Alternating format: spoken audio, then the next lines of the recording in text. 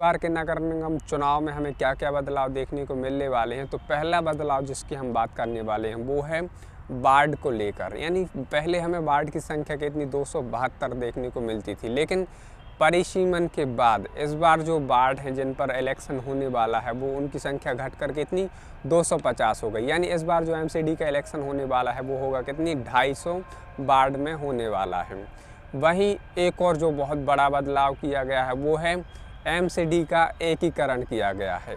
2011 में क्या हुआ था, शीला दीक्षित जी के शासनकाल में क्या हुआ था, जो एमसीडी है उसको 3 भागों में बांट दिया गया था, ईस्ट एमसीडी, साउथ एमसीडी और साथ ही नॉर्थ एमसीडी। लेकिन अब इसको फिर से क्या है यूनिफाइड कर दिया, यानी 10 साल बाद फिर से एमसीडी का एकीकरण कर दिया है और अब सिर्फ हमें एक मेयर देखने को मिलेगा। तो 2 बदलाव तो हमने ये डिस्कस कर लिए।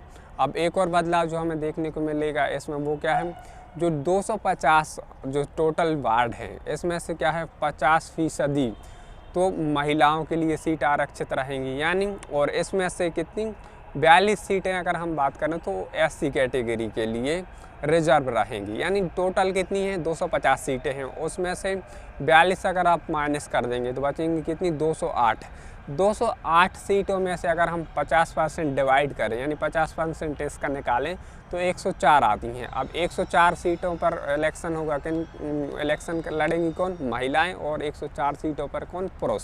तो इस तरीके से ये जो मेजर चेंजेस हैं इस बार के एमसीडी इलेक्शन में हमें देखने को मिलने वाले हैं। और एमसीडी इलेक्शन का जो रिजल्ट है वो 7 दिसंबर को रिलीज होगा। यानी 7 दिसंबर को क्या है घोषणा कर दी जाएगी कि आखिर कौन सी पार्टी सत्ता में आती है एमसीडी में। अभी अगर हम देखें तो इस एमसीडी इलेक्शन में 3 मेजर पार्टियां निकल के आ रही हैं। कौन कौन सी, आम आदमी पार्टी, भाजपा और साथ ही कांग्रेस। भाई अगर हम भाजपा की बात करें तो पिछले 15 सालों से एमसीडी में जिसका कब्जा है वो कौन है, भाजपा है।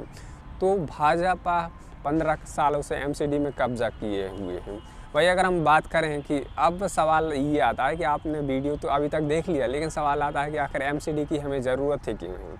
तो एमसीडी की ज़रूरत की अगर हम बात करें तो इसकी मुख्य काम होता है सेवाएं देना। सेवाएं किस तरीके की, कूड़े का प्रबंधन हो गया, जो साफ़ सफाई हो गई उसका प्रबंधन हो गया, और जो पार्किंग की सुविधाएं हो गई, पार्क की साफ़ सफाई की सुविधाएं हो गई, दिल्ली को जो स्वच्छ बनाने के लिए जो सारा काम होता है वो किसके अंदर आता है, एमसीडी के अंदर आता है। तो एमसीडी इसलिए महत्वपूर्ण हो जाता है कि अगर सही से आपका शहर स्वच्छ नहीं रहेगा तो किस तरीके से आप उस शहर में रह पाएंगे। तो इसलिए एमसीडी इस लिहाज से अगर हम देखा जाए साफ़ सफाई सेवाओं के लिहाज से, तो इसलिए ये महत्वपूर्ण भूमिका निभाता है। और इस बार हमें सिर्फ एक ही मेयर देखने को मिलेगा एमसीडी इलेक्शन में। आप इस बार किस पॉलिटिकल पार्टी को सपोर्ट करने वाले हैं कमेंट बॉक्स में बताना ना भूलिए।